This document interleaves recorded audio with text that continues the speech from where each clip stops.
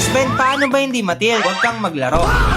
Para hindi ka matilt kasi hindi nyo may iwasan yung tilt. Pero paano nga ba nag-uumpisa ang tilt? Nag-uumpisa yung tilt kapag may gusto tayong bagay na hindi nagawa. Kapag paulit-ulit yung mali mo or mali ng kakampi mo. Kapag sobrang halaga sa'yo ng game. For example, tropa mo yung kalaban. Syempre, yung pride mo nun. Uy, talunin natin to. O kaya, tournament, laglagan na. Andun yung pressure. Kaya kapag may nagkamali ka or kakampi mo, doon na mag-uumpisa yung tilt. Nag-uumpisa na din na maghahanap ka ng sisihin mo at matitilt ka na, masira na yung laro mo. Pero bibigyan ko kayo ng tips para mabawasan yung pagtitilt nyo. Na-experience ko dati guys, may toxic season ako. Ako mismo, lagi ako natitilt, lagi akong bad trip. Siguro, ang isang bagay na nakalimutan ko kung bakit ako naglalaro ng ML na masaya siya laruin. Doon ako nag-umpisa kasi ansaya niyang laruin. Pero, dumating yung point na hindi na ako nag-enjoy, hindi na ako masaya. Ibig sabihin, nakalimutan ko i-enjoy yung game. Nakalimutan ko kung ba't ako nag-umpisa mag-ML. Yun yung big lesson sa akin. Nakalimutan ko yung tinatawag nila na enjoy the process. Yun yung learnings ko nung pro player pa ako. And naging coach. Una,